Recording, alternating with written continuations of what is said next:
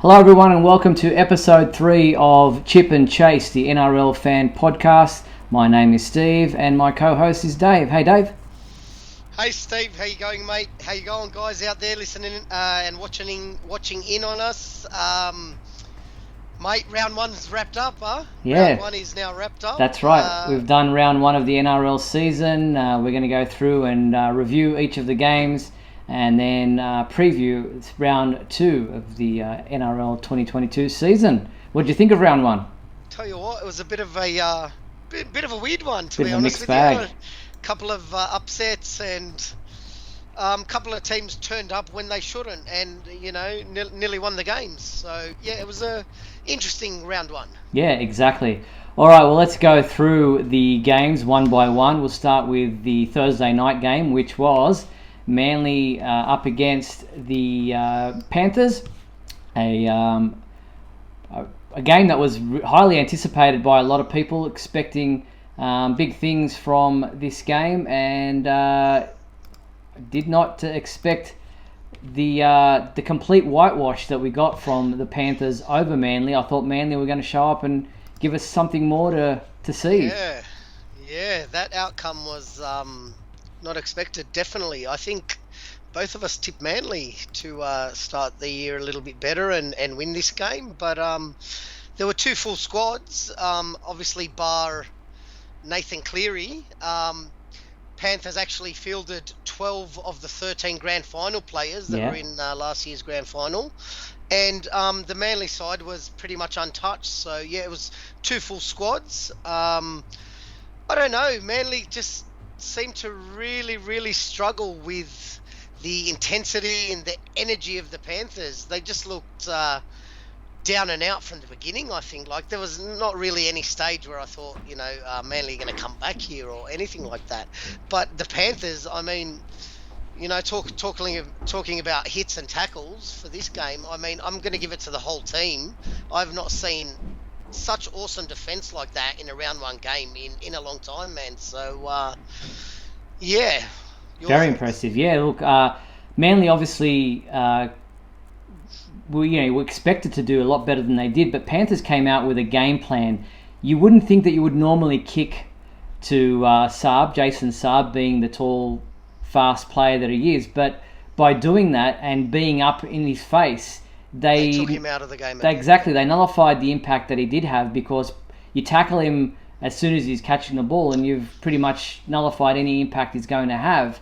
And he was a little bit, kind of cautious under the ball. By Manly. Yeah, that was a good try, but that's all they really showed that night. You know what I mean? So exactly, they didn't really apply any pressure or build any pressure. So all in all, I thought the Panthers were definitely on top from the very beginning, and are showing very promising signs for their, premiership. What's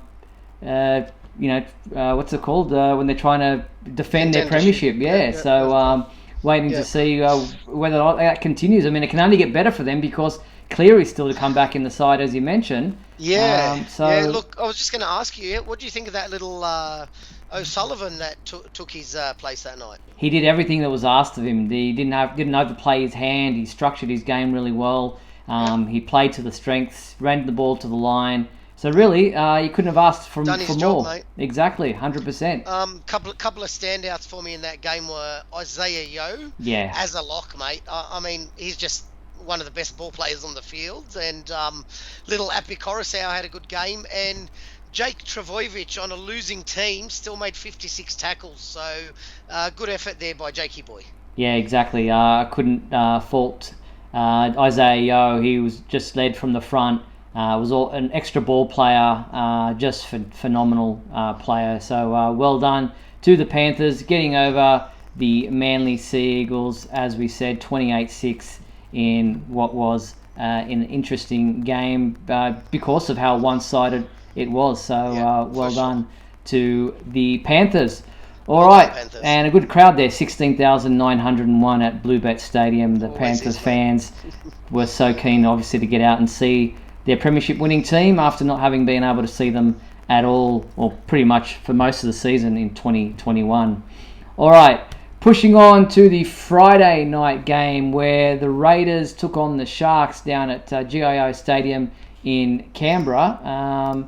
And this ended up a 24-19 exciting game.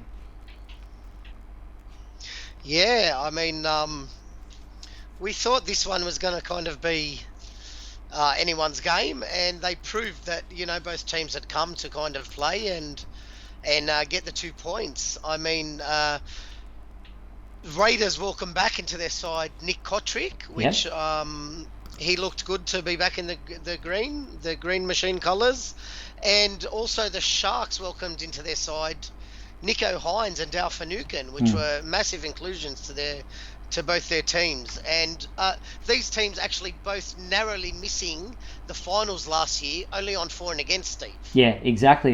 Big out there for the Raiders early in the game with Josh Hodgson being taken off with a knee injury. That didn't do them any favours, but still they seem to not miss a beat. They seem to be clicking the gear and be able to continue on without really, being hampered by the fact that he wasn't there as one of their main game players. Yeah, awesome. Dal Finucane had a big game, also tallying up a massive 45 tackles. Mm-hmm. Yeah, he's always reliable and leads from the front. Probably doesn't say too much, especially with that raspy voice of his, but he leads by example, and he pretty much says to his team, "Follow me, do what I do," and his team, just kind of go off the back of that. But yeah, Canberra, it was a close game. I mean, when the Sharks got to that 19-point lead, not 19-point lead, but 19-18, you pretty much thought that maybe the game was over and they would have thought that they'd had it secured. With 7 minutes to go. Exactly. But you can, never say die, never stop the game until the fat lady sings, as they say. It's never over. Look at this try. This is one of my try of the game. I like seeing a little scrum-based play like that where the hooker just cheekily gets through. So well done to little Jaden Brayley there. I thought there was a little bit of a kind of good gamesmanship there. Well, not good, but gamesmanship there with Fafita possibly holding in the front rower in that scrum to allow Brayley to get around there from the lock position. Without the front row being able to get out there to I'm sure to get he in. had some sort of grip with him for feeder. But you'll also see the match winner coming up from Hudson Young towards the end here, where he scores to win the game. So that was one of the tries that stood out to me too. Some standout blokes was Jack Wyden. How do you think Jack Wyden went, Steve? Yeah, look, he's due for a big season. A couple of seasons ago as a Daily M player and all that kind of stuff. There really is a lot relying on him as far as his form is concerned. And he seems fit and ready to go. Same with Papali'i. There's a lot of expectations for him at the Raiders to really lead from the front. But how exciting are some of the younger players like Will Kennedy for the Sharks? At the back there, and as you said, Nico Hines now kicking goals for the Sharks. There was a little number 7 from the Raiders, Brad Schneider. Yeah.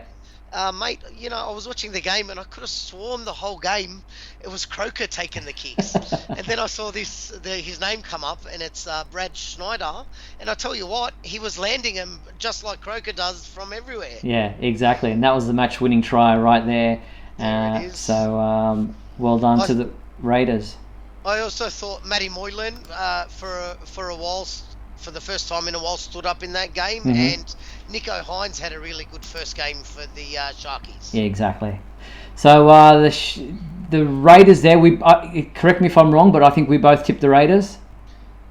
We did. Yes. We got that tip right. So we got that one right. Yes. So I was a bit worried there towards the end when that field goal got potted, but they snuck home right at the end there. All right, we moved to the other Friday night game, and I was disappointed to report that the Rabbitohs got done by the Broncos 11-4 in... I'll say this about the game. I thought the Broncos were better than I expected, and the Rabbitohs were worse than I'd hoped. Just terrible.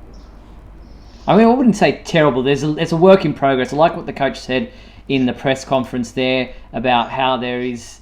look... he dodged the question, not dodged the questions, but answered the questions really smartly about Adam Reynolds not being there for the Rabbitohs. Well, that's the Canberra game. There's the Rabbitohs game there.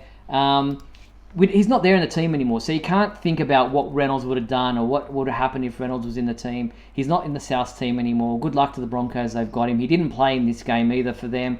But there's a lot of pressure on Cody Walker in the back line. Without Latrell, you've got to bring Latrell back into this back line, and there'll be a different point of attack for the Rabbitohs because of, at the moment, Ilias isn't a big name player, and the opposition pretty much slide off him, expecting him to give it to Cody Walker. And so all the defensive pressure is on Cody Walker. Yes. Take Gagai out as well. I mean, look what he did for the Knights, and we'll get onto that game shortly. I was just about to say, I feel like Gagai was sorely missed on the edge there in this game. Yeah, I mean, Jackson Paulo is an up-and-coming player, so he doesn't have the presence that Gagai does. Representative player. Exactly. So look at that backline on Friday night, and there's only really Cody Walker that is the big-name gun player. Also, the fact that Blake Taft was out, and so Alex Johnson had to go to the fullback, and you bring Mansour in, who is experienced but isn't as good as he used to be.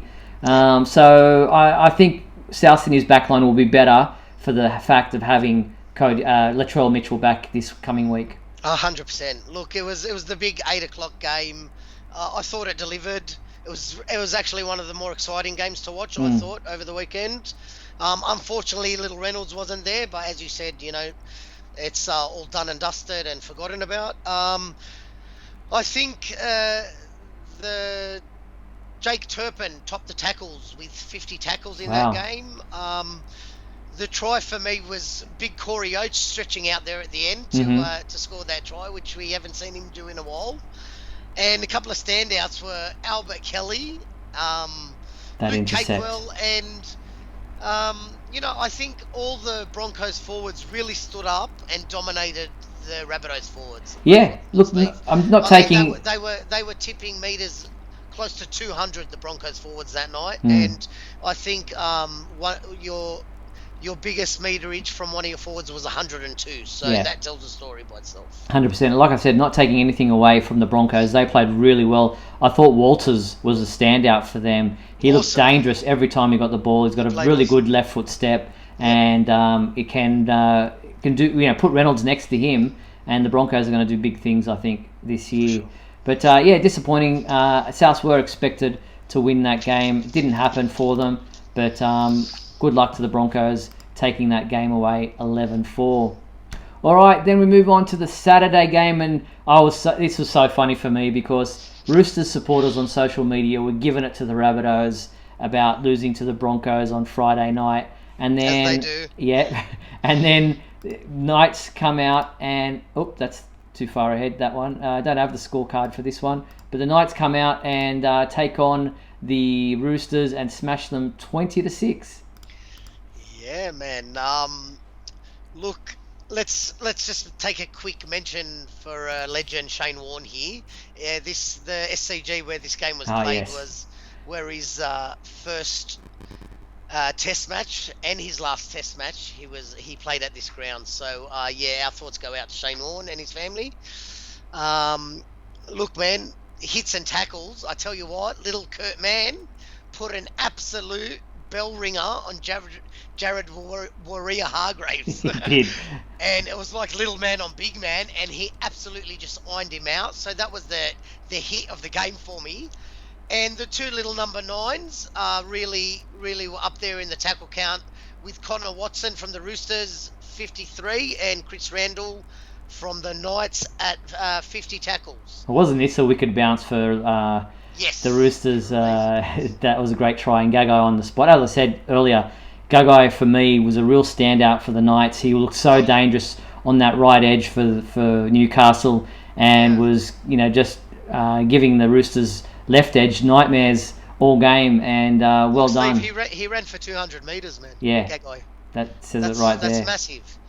I think Jakey Clifford had a good game, and I don't know if you saw that winger, Dominic Young, that new winger. Yep. Yeah, he saved an awesome try, and he scored a great try for himself too. So, good first game for the young kid. Yeah, exactly. And well done to Newcastle. They weren't expected to go anywhere near the Roosters, who welcomed back a slew of new players, injured players from last year. And Into the team, yeah. exactly, and some big name players, Luke Keary amongst them. Really impressive by the Knights. I actually got this tip right. Oh, You've wow. gone and tipped the Roosters. Yeah, well, But I think other than that, that's the only one that we've tipped differently. So I think we're pretty close to each other in the tipping. But just this game, I somehow tipped the Knights, and you've picked the Roosters. yeah, I think most people would have tipped the Roosters, so you did well there by being able to get that one. I always thought if Kalen Ponga turns up and his team turns up, they're a chance. Yeah, You know what I mean? yeah. So that was the Roosters losing 6-20 against the Knights, and that was at the Sydney Cricket Ground, as you mentioned, with a crowd of 14,710. All right, then we push on to the second game of the Saturday, which was Dragons 28 beating the Warriors 16. I didn't get to see this game, unfortunately. This was one that I missed out on over the weekend, but the Dragons were leading, then the Warriors took the lead, and then the Dragons stole the lead back in what seemed to be a pretty exciting game. Here are the highlights coming up now on your screen for this one. Well, that's the Roosters game there. Where is it? Trying to find. There it is. Here we go. Warriors, Dragons. Yeah, Steve. Warriors led this at one stage, 16-14, and I thought, hang on, they might be on something here. But what a last 20 minutes from the Red V. I mean, for the tries, Ravalawa. Yeah, 3 tries. Wow. 3 tries, especially his last one where he had plenty of work to do for himself, and he got in there. So, big rap to Ravalawa for scoring those tries. In the hits and tackles, Ewan Aitken topped it for the Dragons at 40, and Josh Curran with 40 for the Warriors too. Wow. So I didn't get to see this one. What did you make of Sean Johnson back in the Warriors? Was he a factor? Look, he looked right back at home, as you can see with some of the passes and plays he was doing. He looked happy to be back there, and for some parts of the game, it looked like the Warriors were going to kind of take this game or finish really, really strong. And I just thought the work by the Dragons in the last 20 minutes was unbelievable. Tyrell Sloan is he's 19 years old. Steve. Yeah, no, he's one to watch. He's 19 years old, and he had a really good game, man. He's a young Indigenous kid coming up, so keep your eyes out for him. Yep. Yeah, so a good game there by the Warriors, beating the Dragons beating the Warriors 28-16 at Sunshine Coast Stadium with a small crowd of 5,382. Yeah, look, just before we get off the Warriors Dragons, I don't know if I'm sure everyone saw this. There was a dropout from Sean Johnson in this game. Right. That hit 65 metres on the fly, Steve. Wow, and just kept rolling. Ended up bouncing to the 90-metre line. Wow. So the Dragons picked it up 10 metres out from their own line from this dropout. It was really amazing dropout. Impressive. Yep. All right, so then we jump on to the third game of Super Saturday, played at Combank Stadium. The Storm taking on the West Tigers, and the Storm, as expected, winning this one, but not necessarily as handsomely as most people thought they would. 26-16. Yeah, again, this was almost an upset in the brewing, you know what I mean? Yeah. Tigers, I think, were in the lead 14-2 at one stage, or 14-4. And, look, the Storm lost Brandon Smith early, which hurt him a little bit. The Tigers got off to a good quick start with Mamalo, scoring a double, and he actually wasn't far off a hat trick. He nearly got a third one, Mamalo. So I think he had a really good game for them. Kenny Bromwich topped the tackling with 40 tackles out of the game for everybody. And look, Steve, I just think Ryan Pappenhausen, he looked like he's back to some of his best in this match. Not sure about that hairstyle, but It's definitely it's definitely out there, but he really played well. I thought he took his opportunities when he had him and done everything right in that game. Yeah. And little Jerome Hughes, as he always does, mate, he He's a just steered class him act. around and scored an awesome solo try and got him home. You know what I mean, against the Tigers. Yeah. Tigers turned up. Credit to them. They hung in there for a while. What about the name Wishart, Steve? Yes. This Rod's son, correct? That's right, Rod Wishart's son. He played a lot of minutes because of the fact, as you mentioned, that the injury to the Cheese, they're coming off early in the game. Broken hand, I think it is, or fractured hand. Yes. We'll see him sidelined for a while there. Also, a few other injuries. Welch looks like he's ruptured his Achilles. And also George Jennings there on the wing, looks like he's done his ACL. ACL on his knee, yeah. Some pretty bad injuries there for the Storm that we'll see some of their stars sidelined for a while. And as a South supporter, I'm not that upset that a couple of those players won't be there this weekend. For sure, and yeah, like I was saying, it's just good to see the name Wishart in the game again. I remember his dad. His dad was an awesome player. Yeah. Luke Brooks missed a number of, I think he got none out of 3 with his conversions. He did get 2 penalty goals, but considering the score was 26-16, you know, if you look up at the scoreboard and you see 26-22, if you'd got all these goals, you know, that could have sparked something. Yeah, so well done to the Storm. What's that, 20 years in a row now that they've won the first game Round of the one. season under Bellamy. So they're an impressive outfit, and they will be hard to beat this coming weekend. Can't wait to play them.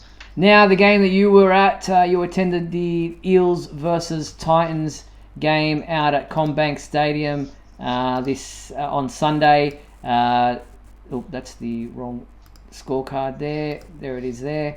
Parramatta defeating the Gold Coast Titans 32-28 in what was a crazy... you know how they say it was the game of two halves? This was definitely the case here. Oh, no doubt about it, mate. Look, let's talk about expectation of this game for I think for the NRL and the Parramatta Eels supporters, and then let's talk about disappointment, to say the least. I thought the Eels were very disappointing in that second half there, not being able to put a try in. You know what? All credit to the Titans. They showed up, Steve. They really did. And if you remember last week, I said they're a bit of a bogey team for us. And they nearly pulled our pants down at our home ground.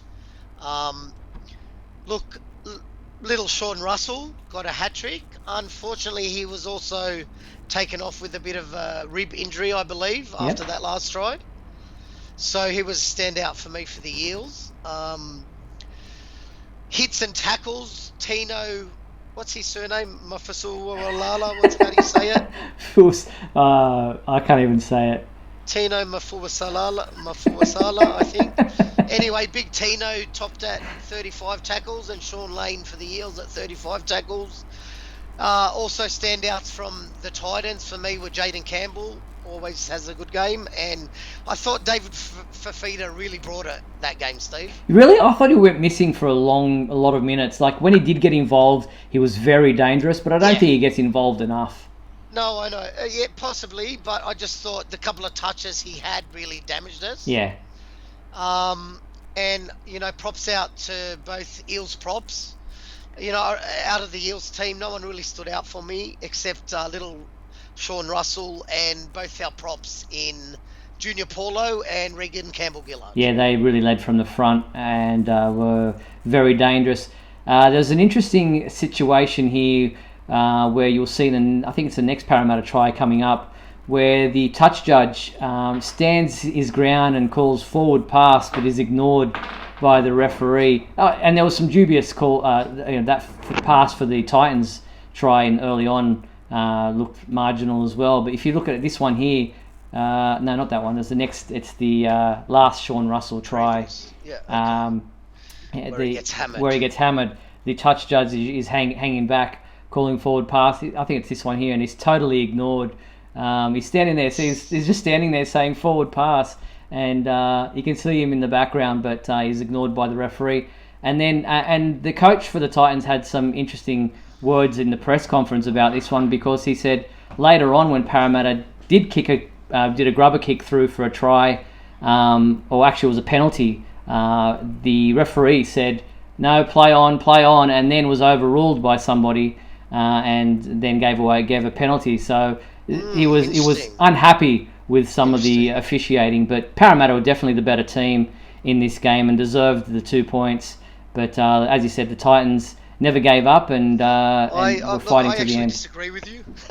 I thought Really? the Titans were the better team. Oh, okay. Yeah.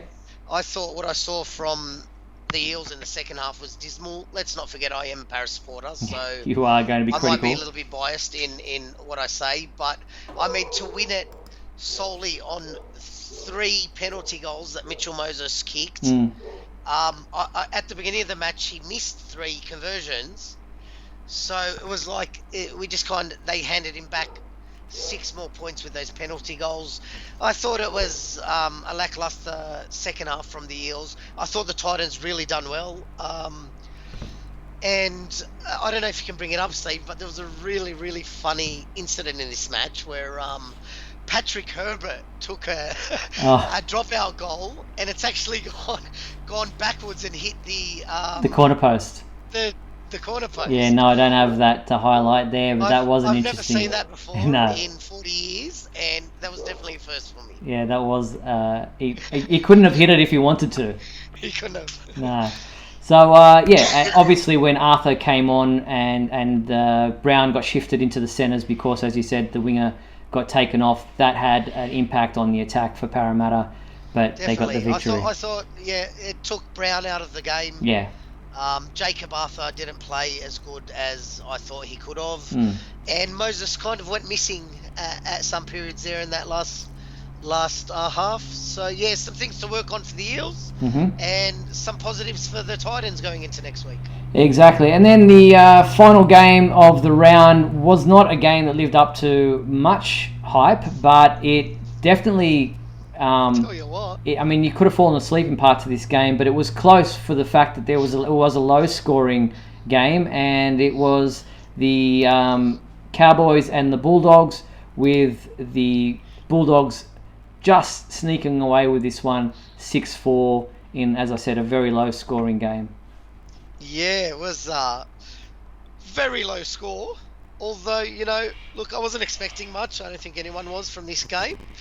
But I actually found it really entertaining and enjoyed it. One of the most of the games this round, believe it or not. Fair enough. I just thought that last 20 minutes where it started bucketing down to it added a bit of theatre and a bit of drama to the game. And look, the Dogs definitely came and they grinded out this win. Yeah. Which the Cowboys could have easily stolen from them. When Hammer went in for that try at the end, and he was denied. That was unlucky. He was just half a step in front of the kicker. It was very unlucky, and I was like, no, because I would have been happy to see the Bulldogs win, and then they disallowed it, and I'm like, oh, that's it, hold on, boys, and you've got this. So who did you tip here? Did you tip we both tipped? Did you tip Bulldogs or Cowboys? I believe I tipped Cowboys in this. I think we did. No, I tipped Bulldogs here. Okay, well that's another one we got different, because I'm pretty sure I tipped the Cowboys, just because of the fact that they were at home, and we said this one could have been a toss of the coin, and it pretty much was. But the Bulldogs celebrated like they'd won the grand final at the end here, because to them, there was a lot of pressure on Barrett, a lot of expectations 100%. On the Bulldogs with the players that they bought. So well done to the Bulldogs, winning 6-4 at Queensland Country Bank Stadium with a good crowd of 12,640 up there. Yeah, I think also just for the Dogs, a standout was Matt Burton, Steve. He had a really big game. Yeah. And Dufty's started playing his best football again, I think. He did. Yeah. All right, so that's round one wrapped up. We look ahead now to round two. Thursday night down in Amy Park in Melbourne, we have the Rabbitohs taking on the Melbourne Storm, and this one I am... look, Rabbitohs have never won down in Melbourne, so I will definitely be tipping the Storm. As much as I would love Souths to win, I don't see that happening. We just never win down there. Yeah, fair enough. When's Latrell back, Stevie? He's back this week, so he can add Latrell back into the team, and you take 3 of those Melbourne players who were injured out of their lineup. It does kind of bring things a little bit even, but Okay. I still don't know if the Rabbitohs have got it in them to beat Melbourne based on fair the enough. form from this past week. Melbourne are odds-on favourites. Especially at home. Yes, Especially at home. exactly. But, with the inclusion of Latrell, maybe he could spark something with Cody, and if Little Cookie has a good running game, you never know what could happen. So who are you tipping? Mate, I'm going to go ahead and tip the Rabbitohs here. I think the inclusion of Latrell will fire the whole team up. Okay, well, I'm going Storm. I'm barracking for the Rabbits, but I know you are. tipping the Storm. All right, that's I'm barracking for the Rabbits, and I'm tipping the Rabbits. okay. That's at 8:05 p.m. on Thursday, 17th of March. And then on Friday night, we have the Dragons up against the Panthers in what will be an interesting game. This is played at Netstrata Jubilee Stadium at 6 p.m. on Friday. I cannot. The Dragons played well, but I cannot see them beating the Panthers based on the Panthers' form from last week. Let's keep this quick. I'm with you. Yep. I think Panthers to win this one down at Jubilee. Yep. Okay. So that we both agree on that one. Then the second Friday night game is the Roosters up against Manly. This one played at the Sydney Cricket Ground again. Back-to-back games there. Yeah. This is a close one. Setting up for a good game here. Are we going with the bounce-back factor? The Roosters thinking that they didn't, were pretty poor showing against Newcastle, or are we expecting Manly to bounce back, realising that they were a pretty poor effort against the Panthers? Yeah, this is an interesting one, Steve, because they're both coming off some sore losses. Look, I think back at the Sydney Cricket Ground, Teddy and the boys will fire up and just get the Manly boys. Yeah, I think I might tip the Roosters on this one as well. So we're 2 for 2, 3 for 3. No, 2 for 2. We're 2 odd. I got 2. You got 1 or the other. The first game we've gone different, so we're not. We've got 1 different there. Yep. All right, and then we go on to the next game, which is the Titans up against the Warriors. This is Saturday's first game at 3 p.m. Played at Seabus Super Stadium on the Gold Coast.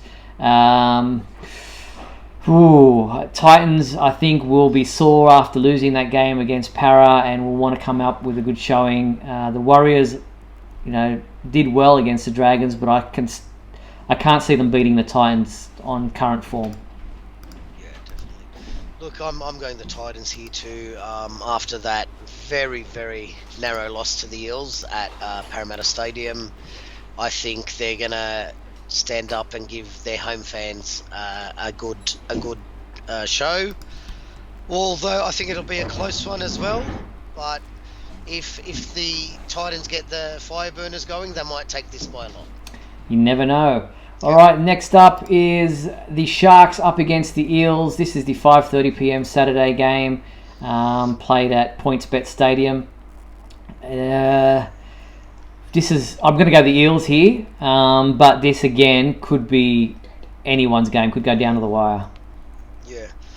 Yeah. Look, Cronulla narrowly missed the win too, and I think Parramatta really, really underperformed. So I think this could set for a good game to watch as a spectator. Yeah.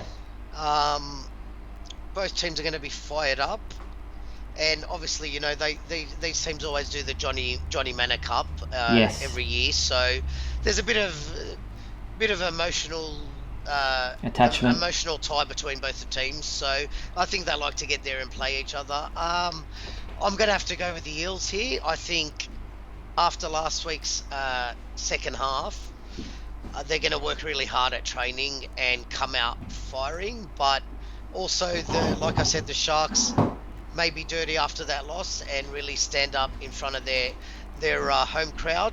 I'm actually thinking of heading down and watching this one. Okay. So, God willing, I'll be able to get down to Shark Park and watch this live. All right. So then we have the final game of Super Saturday. The Cowboys up against the Raiders. This again played up at Queensland Country Bank Stadium, where it could be a pretty warm one. If I know it's 7:30 at night, but the Raiders, used to a bit of a colder climate, might find it a little bit hard going there at the Cowboys. Although they're a better team than what the Cowboys are showing so far, so I think I'm going to go Raiders. Yeah, another one. We'll keep it simple. I don't think the Cowboys will be able to match it with some of the attack and some of the big boys defending in the pack there. So Raiders it is for me too. Okay. Then next up is the final game of the first game of Sunday, the 4:05 p.m. game. Knights up against Tigers up at McDonald Jones Stadium at Newcastle. I'm tipping a Newcastle win. Yeah, definitely. At their home ground. I think, look, round two, a lot of the teams that didn't have the luck they wanted or the fortune they wanted in round one will bounce back, and especially at home. This is at Newcastle, right, Steve? Yeah, that's right. At Newcastle, I think the Knights will be too good for the Tigers. Sorry, for the Tigers in this one, yeah. And then the final game of round two of the NRL 2022 season sees the Canterbury Bankstown Bulldogs taking on the Brisbane Broncos up at Accor Stadium in Sydney. Where's Accor Stadium? Is that the new? Is that what's the Homebush Stadium is called now? I believe, yeah. I had something renaming. About that's what it's called now, the Homebush Stadium. So yeah. Yeah. So Accor Stadium. Broncos. This should be a good one. This should be a good one. Round. Yeah. I mean, Broncos, show that they're a team to be, contended with this year. They're much better than what we thought they would be early on in the season, and the Bulldogs are still taking time to gel. Their attack is not where they need it to be. Yeah. But I'm going to go Broncos. No worries. Toss of the coin. It's a toss of the coin, this one. It really is. I thought Broncos were impressive. I also thought Dogs, which was a bit of a drabby game, they got the win, so a bit of a character builder there for them. They might be able to go back to back, but if Broncos turn up with the same kind of attitude they had in the game against South, I think they'll get the Bulldogs here. So I'm going to go ahead and tip Broncos. Okay, there we go. And that pretty much brings us to the end of our our third episode, covering round two of the Chip and Chase NRL Fan Podcast. Anything you wanted to leave off with, Dave, before we sign off? Nothing at all. Geez, that was a long one, Steve. There was a lot to cover and a lot to talk about after all the round one games. But no, just again looking forward to round two, as all of us are, and looking forward to getting back here next Monday night and reviewing next round with you. Yeah, so sorry, that was our wrap up of round one and our preview for round two. Correct. So looking forward to this second round. Hopefully you get out there and watch the games this weekend if you are able to, and Dave and I will be back next week to wrap up what happened in round two and then take on a preview of round three of the 2022 NRL season. Hope you'll join us then. Until then, I'm Steve. Thanks, Dave. Go out and follow your teams, people. Get out to the games. Indeed. Thank you very much, Steve. We'll talk to you soon. All right, and that's our episode of Chip and Chase NRL Fan Podcast. Thanks for watching. See ya, guys.